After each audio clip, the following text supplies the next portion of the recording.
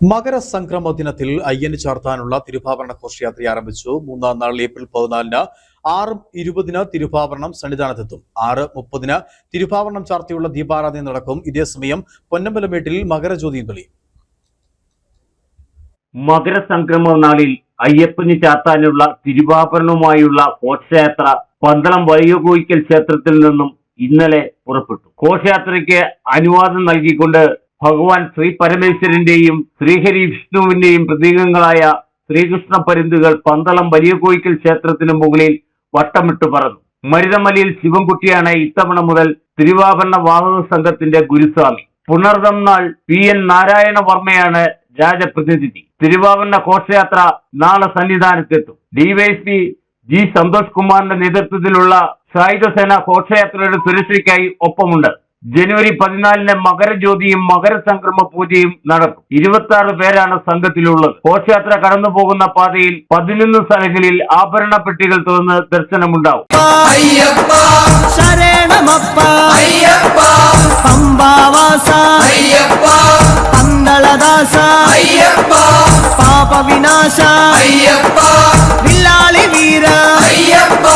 വീരമണികണ്ഠ ഇല്ലിനു വിരുദ മോഹിനി സുതനേ മോഹന രൂപ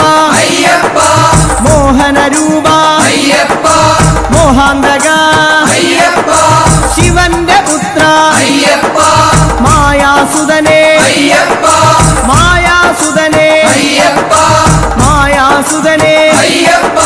സ്വാമി ശരണം അയ്യപ്പ ശരണം സ്വാമി പാദം അയ്യപ്പ പാദം ഭഗവാൻ പാദം ഭഗവതി പാദം കുളനട ഭഗവതി ക്ഷേത്രം, ഉള്ളന്നൂർ ദേവീക്ഷേത്രം, കുറിയാനപ്പള്ളി ദേവീക്ഷേത്രം, പാമ്പാടിമൺ അയ്യപ്പ ക്ഷേത്രം, അയിരൂർ പുതിയകാവ് ദേവീക്ഷേത്രം, തിരുവാഭരണപ്പാറ ക്ഷേത്രം, ഇടക്കളം അയ്യപ്പ ക്ഷേത്രം, വടശ്ശേരിക്കര ചെറുകാവ് ദേവീക്ഷേത്രം, പ്രയാർ മഹാവിഷ്ണു ക്ഷേത്രം, കൊട്ടാരത്തിൽ രാജേശ്വരി മണ്ഡപം, ലാഹ വനംവകുപ്പ് സത്രം എന്നിവിടങ്ങളിലാണ് ദർശനം. ഘോഷയാത്ര ആരംഭിച്ച് മൂന്നാം നാൾ ശബരിമലയിലെത്തും. തിരുവാഭരണം നാളെ 6:20 സന്നിധാനത്തെത്തും. 6:30 തിരുവാഭരണം ചാർത്തി അയ്യപ്പന് ദീപാരാധന നടക്കും. ജനുവരി 18-ന് കൊട്ടാരംപോക കളഭാഭിഷേകവും 19-ന് ഗുരുതിയും രാജപ്രതിനിധിയുടെ സാന്നിധ്യത്തിൽ നടക്കും. ശബരിമലയിൽ ഭക്തജനങ്ങൾക്ക് 19-ന് രാത്രി വരെയാണ് ദർശനമുള്ളത്. ജനുവരി 20-ന് രാവിലെ 6 മണിയോടെ നടയടച്ച്